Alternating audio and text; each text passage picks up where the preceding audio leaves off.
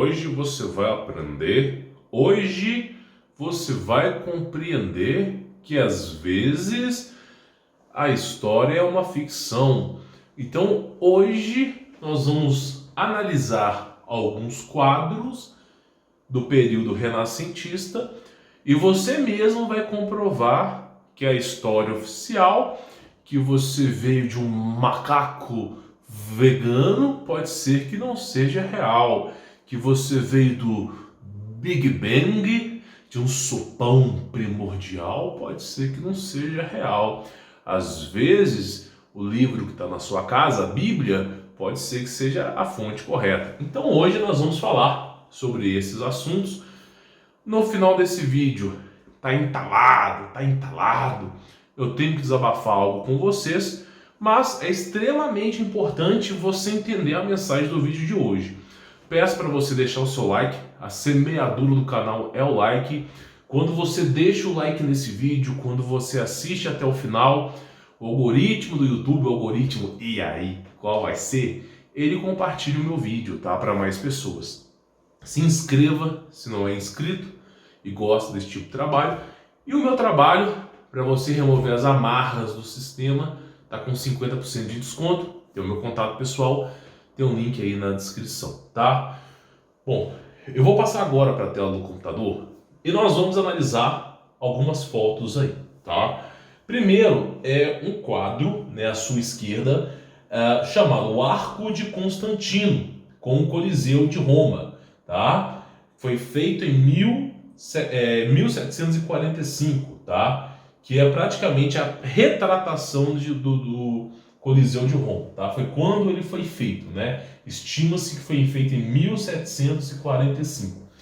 Tá. E do nosso lado direito aqui, nós temos uma foto desse mesmo Arco de Constantino, tá? Então do lado esquerdo nós temos aqui uma pintura, do lado direito nós temos uma foto, tá? E o que é importante você entender nesses dois aqui, tá? Quem será que percebeu a diferença? Bom, praticamente, tá? Há pouco tempo atrás, tá? Na época de Roma, do Império Romano, né? E não só do Império Romano, mas principalmente do período renascentista que estamos falando aqui agora, tá? Você vê que a estatura aqui, ó, do ser humano, ela tá batendo aqui a coluna. Exatamente a coluna, tá? As 4 colunas principais do Arco de Constantino. Então, em 1745, numa retratação, você vê o homem batendo na coluna, e no ano de 2021, 2020, tá? Você vê que o homem está menos da metade da coluna. Ou seja, no período de 245 anos, né, o homem perdeu 2,5 vezes a sua estatura. Muitas pessoas vão dizer assim: Humberto, pode ser que o pintor ele ficou inspirado e simplesmente decidiu ressaltar os seres humanos ali. Se o pintor realmente desejasse ressaltar os seres humanos, ele traria os seres humanos mais para próximo da frente da tela, para retratar com características do ser humano ali. Só que você vê que o pintor ele não é um amador. O cara que fez esse quadro, ele fez uma réplica perfeita do Arco de Constantino. Perfeita. E você vê que ele conhece as dimensões, porque para você fazer o Arco de Constantino, você tem que conhecer as dimensões, né? Ele fez as dimensões, os detalhes, inclusive os seres humanos ali com as roupas características da época. E você vê nitidamente que a estatura humana é próxima ou igual a 4 metros. Enquanto que no ano de 2021, nós temos um ser humano com uma média de 1,60, 1,80, no máximo 1,90, 2 metros, tá? Então você vê que houve aí um decaimento da altura do ser humano. Decaimento esse que no último slide aqui nós vamos comentar, você vai ficar horrorizado, tá? Então isso é para você poder entender. São apenas 276 anos da pintura do quadro, tá? Para a foto atual, 276 anos. E o fator de altura e decaimento do ser humano abaixou 2,5 vezes, tá? Então você vê que alguma coisa está errado. Às vezes a história oficial tá um asteroide, uma cratera do tamanho que falta ser preenchida. Por que que os seres humanos, segundo NetGeo, Discovery Channel, qualquer grande mainstream aí fala que o futuro da humanidade é ficar mais alto? Então, os seres humanos cada vez mais estão ficando mais altos, mais altos. Mentira, mentira. O ser humano cada vez mais fica mais baixo. Começou lá com Adão, 60 metros de altura, altura essa dos anjos. Tivemos a era pré-diluviana, que eu vou falar a altura no final do vídeo também, e aí foi só decaindo. Daqui a pouco nós vamos ter 60 centímetros de altura aí, fique esperto. Então simplesmente é uma lacuna que em 200 e poucos anos a estatura humana diminuiu. Aí nós temos o seguinte, ó, nada justifica essa discrepância de tamanho. E nenhuma lacuna pseudocientífica ou pseudociência é capaz de explicar isso. Não adianta falar do macaco vegano, não adianta falar de reencarnação, de Big Bang, não adianta inventar nenhuma lorota. Nada consegue explicar o porquê há 276 anos o ser humano tinha 4 metros e há pouco tempo atrás, agora, o ser humano simplesmente tem 1,80 m. E aí eu comecei a pegar os quadros renascentistas da época para me averiguar o tamanho dos seres humanos. E de fato, a estatura humana ela é muito maior do que a atual. Quando você pega, por exemplo, eu até coloquei aqui um exemplo, tá? Mas quando você pega assim, comparação, quadros renascentistas com monumentos históricos, você vai perceber que a discrepância do tamanho é muito grande. É exatamente isso aqui que você viu, ó. Você pega um quadro renascentista, o ser humano está batendo como referência num ponto. E na foto ele está menos da metade. E você começa a perceber que no período aí de 400, 500 anos atrás, até estourando 276 anos atrás, o ser humano tinha 4 metros de altura. O que aconteceu? Não sei. O macaco vegano não explica, Big Bang não explica. E aí vamos lá, vamos continuar. Nós temos aqui, tá, uma estátua de Hércules. E o Coliseu aqui atrás, tá? De Giovanni Paolo, tá? Uma pintura que foi feita no período renascentista, tá? Que foi retratada aqui o Coliseu, Roma, e nós temos também esse obelisco aqui que eu vou detalhar ele ao longo desse vídeo, tá? Então o que é interessante você entender aqui? Olha só, se a gente partir do pressuposto que o ser humano tem 4 metros de altura, que esse pintor aqui, que fez um excelente detalhe, né, um excelente detalhamento aqui da pintura, que esse cara realmente fez os 4 metros aqui, que não é trollagem épica, se realmente nós considerarmos 4 metros, nós chegaremos aqui que o ser humano com 4 metros, tá? Aqui ele está agachado, por isso que eu coloquei uma marcação vermelha, e se ele tivesse em pé seria a marcação laranja, tá?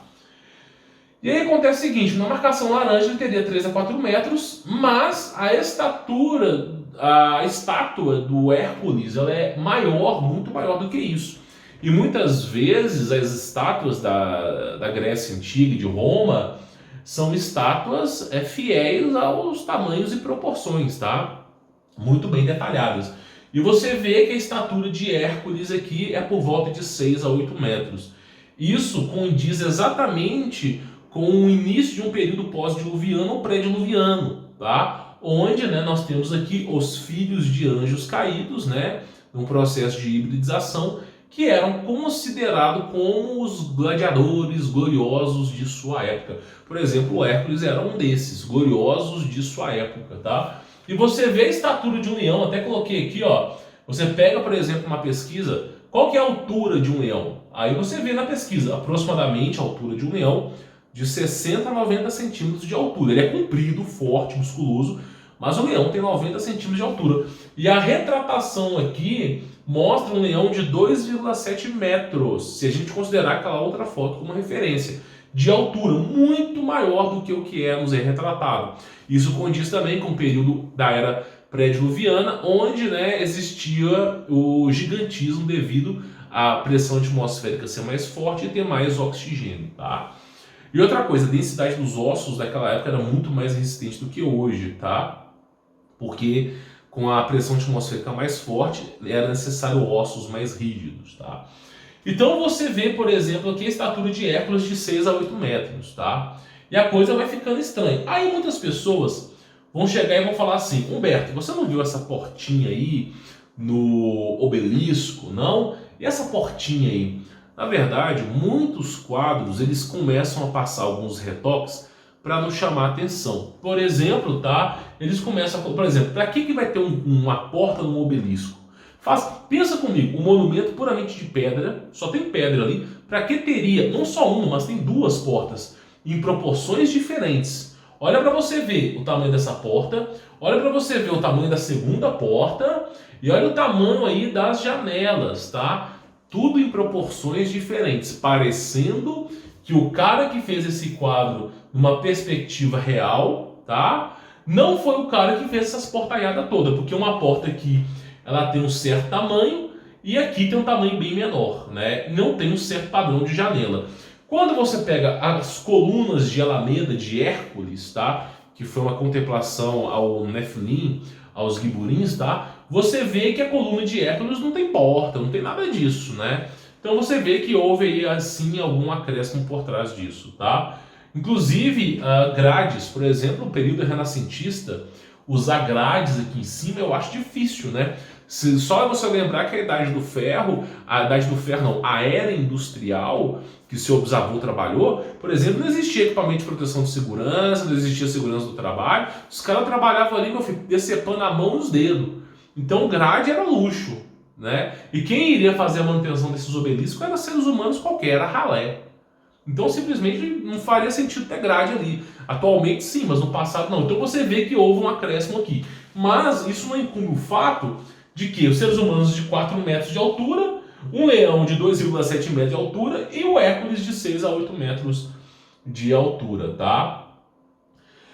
E aí nós chegamos em um outro quadro antigo renascentista, tá? Que também deixa aí algumas mensagens subliminares para nós podermos interpretar. Acredito que o pintor, o autor, que fez essa retratação, inclusive essa figura aí, esse quadro, de fato é de um local que existiu no passado. Hoje em dia eu não posso garantir, mas de fato no passado existiu. E aí ele coloca aqui, tá, a retratação fiel aos seus tamanhos, né? E logo de cara você vê que o ser humano aqui, ele, né, se considerarmos o período do ano de 1700, renascentista, que o ser humano tinha 4 metros de altura, você vê que esses que eram considerados como gloriosos de sua época, tinham por volta de 6 a 8 metros, né? Então você vê que eles tinham por volta de 6 a 8 metros.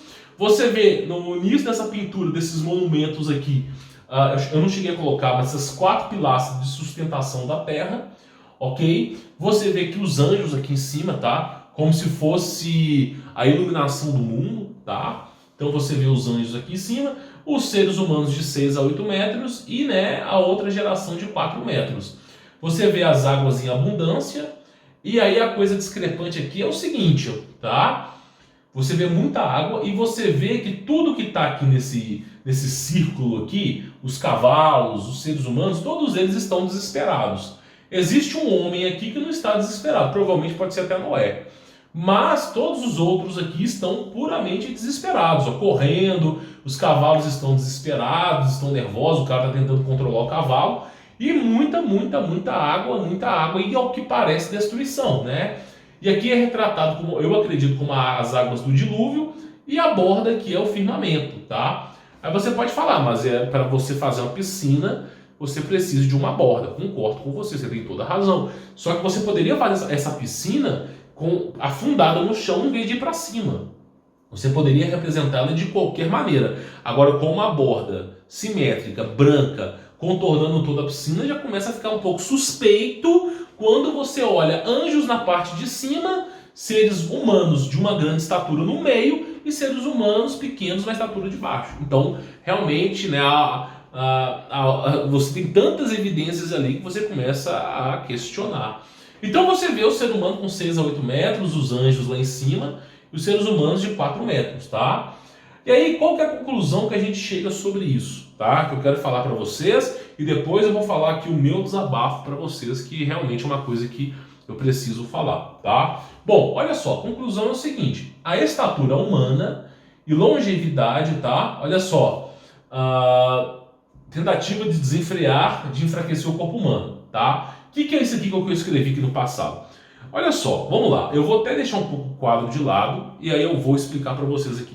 Vamos fazer uma conta muito simples, tá? Adão e Eva, né, eles comeram do fruto proibido, né, cujo Lúcifer, que era querubim, tá, foi lá e tentou Eva, Eva tentou Adão. E foi uma maçã, né, segundo as tradições aramaicas, judaicas, hebraicas, tá? Era uma maçã dourada, não era nada disso que você está pensando aí não, tá?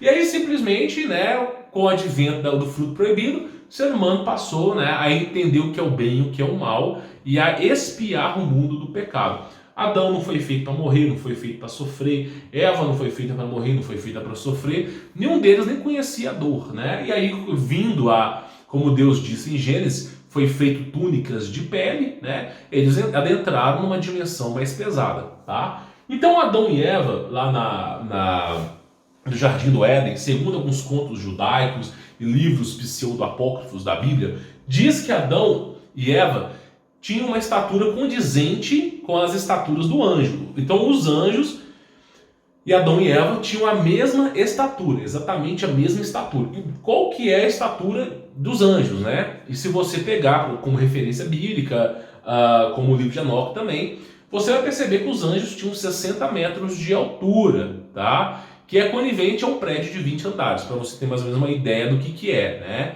Então, assim, é uma grande altura.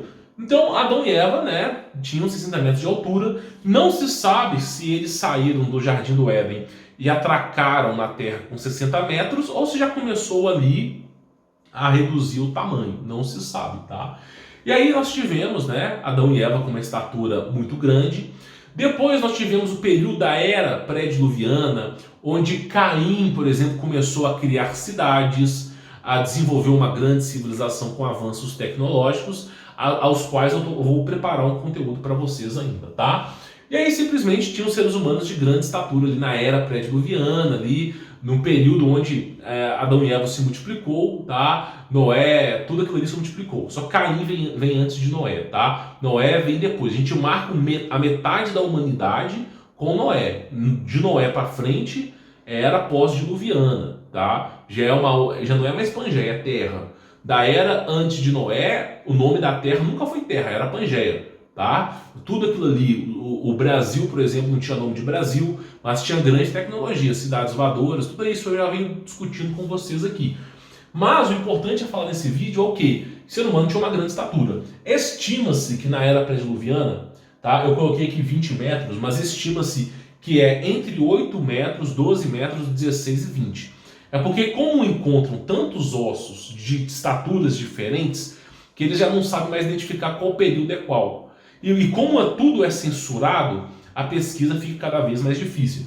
Mas a gente vai estipular aqui, tá, uma conta básica, que na era pré-diluviana o ser humano tinha 20 metros. Então, já decaiu aqui de Adão e Eva, segundo o livro de Jazar, segundo a Caverna dos Tesouros, que foi escrito, é um pseudepígrafo da Bíblia, fala que os seres humanos, os anjos temiam os seres humanos, e com a queda de Adão e Eva, os humanos passaram a temer os anjos. Isso pode ter referência à estatura também. Então, aqui nós consideramos que o ser humano tenha 20 metros de altura, tá?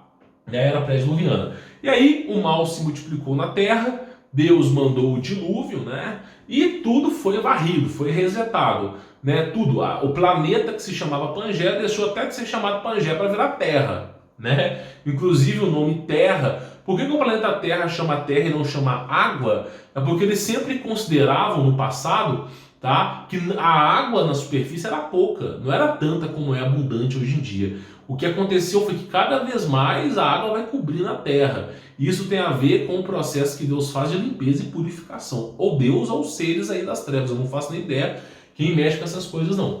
Mas aí nós temos o quê? A era pré-diluviana, né? Que praticamente o ser humano tinha 20 metros, e após isso, dilúvio, Noé, que foi a última descendência, todos os outros que vieram passaram a ter uma estatura entre 4 a 8 metros, tá?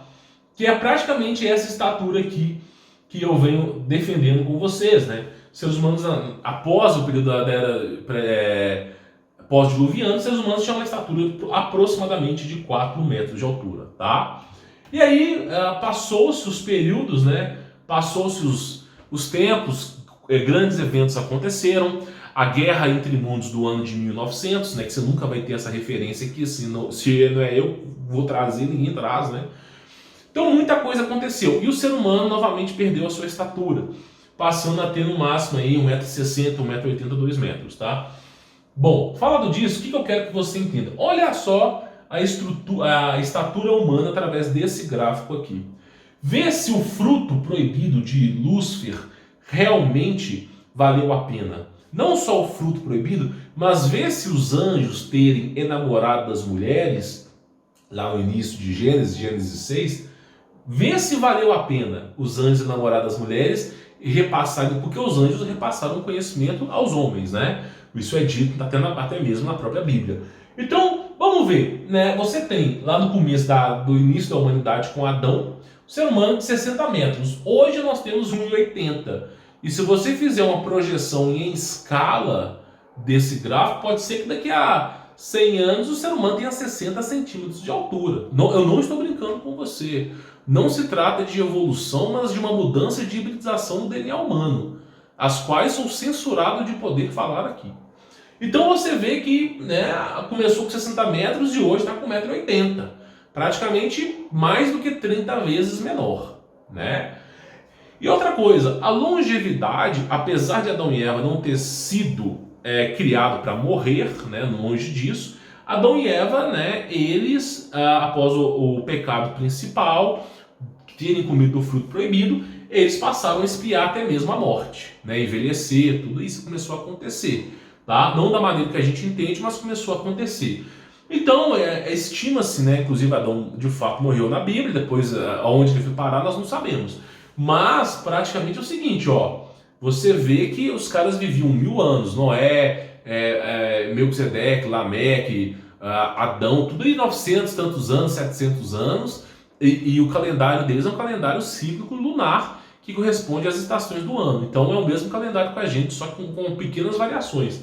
Então os caras viviam 1000 anos, e na era pré-diluviana, segundo Gênesis 6, devido à iniquidade do homem, o meu espírito, porque o espírito humano é de Deus, ele foi criado por Deus, não contenderá ao homem mais do que 120 anos. Os seus dias serão 120 anos. Então o ser humano vivia 1000 anos e próximo aí do dilúvio passou a viver 120. Ok? Nós tivemos o período renascentista, muitos dizem que os seres humanos, na época antiga, morriam com 30 anos. Isso é mentira. É claro que existiam pestes, grandes problemas nas cidades, mas as cidades não eram muito bem povoadas, a galera morava mais no campo, tá? Só que a idade média do ser humano do período renascentista era 90 a 100 anos. O ser humano vivia praticamente 90 a 100 anos. E hoje a nossa geração é 60. Por exemplo, você tem tataravô seu que vive 90 anos com saúde impecável, 100 anos com saúde impecável. A nossa geração com 40, 50 anos já começa a ter câncer. Já começa uma degeneração do DNA, doenças inexplicáveis. Então a nossa geração com 60 anos já está ficando podre já. Os ossos vão ficar quase pó. Se você não tomar conta do seu corpo e começar um processo de homeopatia, de limpeza realmente pesada, você com 60 anos você está nas cadeiras de roda. Então o ser humano com 60 anos hoje está degradado. E, né, se você continuar com essa projeção, assim como eu fiz no primeiro quadro, você vai ver que o ser humano, a próxima idade dele máxima é 35 anos. Então, olha só, esse é o fruto dos anjos caídos. Você que, não você, mas quem for cultista e gosta de assistir os meus vídeos, parabéns, você é um otário, porque você está confiando sua vida em ouro de tolo desses anjos caídos, nos quais nós tínhamos 60 metros de altura, passamos a ter 1,80, nós tínhamos 1000 anos de vivência, passamos a ter 60 e daqui a pouco 35. Então, simplesmente, esse é o fruto proibido mesmo. Deus proibiu esse conhecimento porque é um conhecimento maléfico. Teve algum, eu pergunto para você, teve algo produtivo que saiu de Lúcifer para nós? Nada. Só simplesmente nós adentramos numa dimensão que simplesmente desconhecida, que sofre, tem medo, o mundo jaz no maligno. Nós decaímos a nossa altura, a nossa virtude e glória, decaímos a nossa longevidade, porque o ser humano ele pode ser um cabaré que for, mas se o ser humano viver 1000 anos, dificilmente ele vai começar a fazer tanta cagada. Faz cagada, mas chega um certo tempo que ele tem maturidade espiritual. Então tudo, graças ao medo disso, tanto a altura do ser humano foi abaixada para não confrontar os anjos, quanto a idade foi abaixada para não obterem salvação. Então é isso que vem fazendo conosco, tá? É isso que eles vêm fazendo conosco. O nosso DNA vem sendo mudado, não sabemos como, se eles colocam um lozinho na água, se eles aplicam alguma porcaria na gente, não fazemos nem ideia. E eu também nem quero entender isso aí. Mas o fato é, né, como Jesus Cristo mesmo dizia, pelos frutos vos conhecereis. E o fruto que eu percebo aqui é que anjo caído só trouxe prejuízo para a humanidade. Só trouxe prejuízo para a humanidade. Não teve nada de produtivo desses caras aí, tá? E agora, no final desse vídeo, eu queria fazer um desabafo para você. Por que eu quero fazer um desabafo para você? Bom, eu não vou dizer o nome do cara e não vou dizer o nome do canal no YouTube. Não vou dizer que eu não quero criar contenda. Mas, se você se ausentar de pregar o evangelho, pregar a luz, vem as trevas e toma o lugar, né? E o cara começou livre, leve, solto as suas heresias. Já começou a misturar o cristianismo com o Islã, né? Porque Abraão faz parte e o Moisés também faz parte do Islã, mas não porque eles simplesmente são os semeadores do Islã, longe disso, a cultura deles é outra, mas os caras intensificam isso. E outra coisa, estão descredibilizando todo momento de Jesus Cristo, né? Então não vou dizer o nome do canal, o cara começou a comparar simplesmente o cristianismo ao satanismo, porque o cristão faz caridade. Olha o nível de insanidade, né? Cristo veio, ele simplesmente, a vida de Cristo na terra foi caridade, meu irmão. Chegava gente cega, ele curava, e quando ele pregava o evangelho, os apóstolos falaram com eles assim, mande esse povo embora, não temos como alimentá-los, e Cristo fez multiplicar pão e peixe. Então você vê que a obra de Cristo é caridade, e os caras querem o quê? Tirar a caridade de você. Primeiro, eles tiram o nome de Jesus, porque Jesus, eu sou, ou Jesus em francês, em aramaico, Jesus, ou em grego, antigo, latim, Jesus, que significa eu sou, que é o nome que se revelou a Moisés, eu sou que sou Jesus, eles tiram de você. Aí pega um deus mesopotâmico, cujo nome é Baal, você o conhece bem, mas que em culturas antigas, em épocas vindouras, né, a gente está falando aqui de uma era pré-diluviana, foi conhecido como Yahweh, né, cujo rituais de Salomão de aprisionamento de demônio ensina a aprisionar Yahweh. Eu nunca vi aprisionar Deus. Aquele que conseguia aprisionar Deus, meu amigo, você me conta a história. Porque não se aprisiona aquilo que é onipresente, onipotente, onisciente. Agora, anjo dá para aprisionar. Ser humano dá para aprisionar. O que você quiser, até como Deus falou com um Jó que sofreu demais. Quem consegue pescar o Leviatã com a mão, com o peixe? Agora, você pegar um anjo e aprisionar como Salomão fez no livro Chave Menor de Magia Negra de Salomão, não dá. Então, aprisionar Yahweh já mostra de cara que aquilo ali é um anjo, tá? E, né, evidentemente, a cultura do judeu do passado, quando Moisés peregrinou pelo deserto, né, Moisés subiu ao Monte Sinai para receber os mandamentos de Deus, Êxodo 20, desceu do Monte Sinai e veio também para piorar a situação quando ele chegou ali embaixo, o povo com um bode de ouro. E aí, simplesmente, nessa blasfêmia toda. Quando Cristo chega e o profeta Isaías fala, explica, Deus virá conosco, ele se falará, ele se comunicará conosco, né? Foi predito isso, Isaías profetizou isso, João Batista preparou o caminho. Quando Cristo chega, ele fala assim, todos que vieram antes de mim são ladrões e salteadores. Coloca na tua cabeça, todos que vieram antes de mim são ladrões e salteadores. Ponto número 1. A outra frase que Cristo falou, ninguém viu a Deus, senão o Filho, que revelou ao mundo. Então você vê conhecer a virtude e a glória de Deus porque Jesus Cristo esteve na terra. Então quem era esse que comunicava com os outros do passado, sendo que somente Cristo o conhecia? Tá entendendo? Aí você começa a entender essa porcaria de bode de ouro do passado.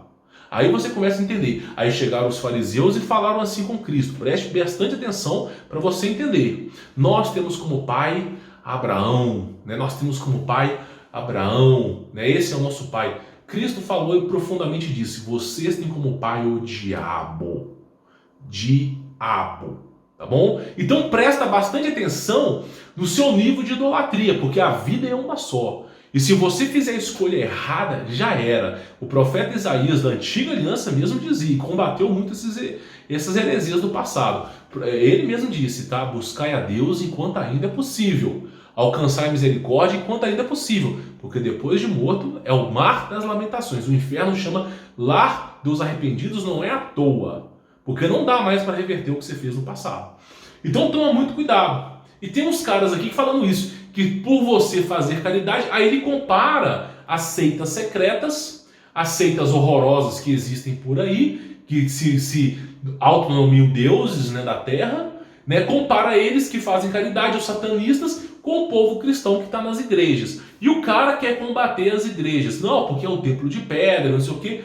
Eu vou dizer uma coisa para você, é muito melhor você estar numa igreja de pedra, cujo objetivo é simplesmente reunir ali onde estiver 2 ou 3 falando sobre mim, ali eu estarei. É muito melhor você se reunir e cantar, louvar a Deus, estudar o Evangelho, do que você entrar no YouTube e começar a ver canal falando que Deus coabitou com o Espírito Santo e deu origem a Jesus. Que Jesus teve família, fugiu para o negócio, o cara começa... Não, toma cuidado com aquilo que você assiste.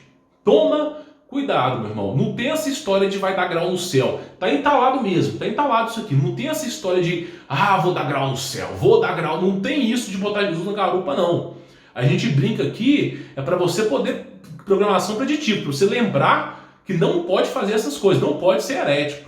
Então o cara vem descredibilizando Jesus. Eu venho aqui, tiro a pedra das suas costas de toneladas de peso, ensinando o amor de Cristo, a caridade por Cristo, amar a Deus sobre todas as coisas e o próximo sobre si mesmo, tá?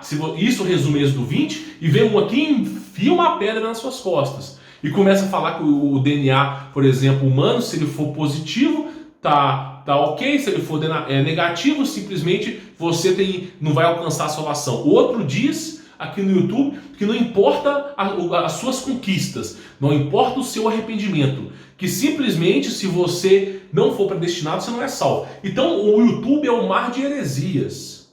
É o mar de heresias. É mais fácil você pegar uma Bíblia e entregar no zoológico para os macacos e você aprender a Bíblia do que tentar aprender com esses youtubers aí. Tá? Por isso que eu não quero falar de Bíblia aqui no meu canal. Porque simplesmente eu não me acho nem digno de falar. Aí toda vez que me perguntam, então eu vou aprender a Bíblia por aonde? Vai estudar, pega a Bíblia e estuda primeiro, ponto número 1. Ponto número 2, comece a congregar, vá para uma igreja física e congregue. Encontre pessoas com a mesma fé que você, porque isso é o tesouro do mundo. Tá? Agora, se você acha que o YouTube vai te ajudar, tem o Caio Fábio, que fala 90% bosta, né? Mas o cara, ele é um gênio quando se trata de decifrar a Bíblia. Ele é um cara que, sim, ele é um gênio na Bíblia. Isso é incontestável. Tá? A história que ele falou de chave hermenêutica é incontestável. É um cara que decifra a Bíblia, mas a sua opinião política é uma porcaria. Agora, tem o Caio Fábio, tem o Luciano Subirá, que vem fazer um trabalho de evangelização aqui no YouTube. Tem outros aí, meu amigo. Tem outros caras que vão falar. O bom mesmo é você aprender a Bíblia em casa, né? E você congregar numa igreja, fazer amizade, chamar os caras para fazer um churrasco na sua casa, ou simplesmente fazer uma campanha de oração. E isso que é amigo de verdade, tá? Comece a fazer. Então tome cuidado com aquilo que você assiste no YouTube. Tome cuidado, você pode perder a sua salvação, trocar Jesus Cristo por meio prato de lentilha. Tome cuidado, tá? E se você chegou até o final, é porque o Espírito Santo tocou seu coração para assistir. Se o Espírito Santo tocou seu coração para você chegar até o final, é porque você vem blasfemando contra Deus há muito tempo atrás. Arrependa-se e volte para o caminho do apóstolo Paulo, o caminho de Jesus Cristo, o verdadeiro evangelho cristão. Caridade, amar o próximo como a si mesmo e principalmente amar a Deus sobre todas as coisas. Amar a Jesus Cristo sobre todas as coisas. Se você amar Jesus Cristo arduamente, você começará a viver o evangelho de Cristo. Tá bom? Viver no caminho de Cristo. E aí nós temos aí os evangelhos, tá? Os livros, as cartas de Paulo para te ajudar. Tá? O evangelho de João e as cartas de Paulo para te ajudar. Tá bom?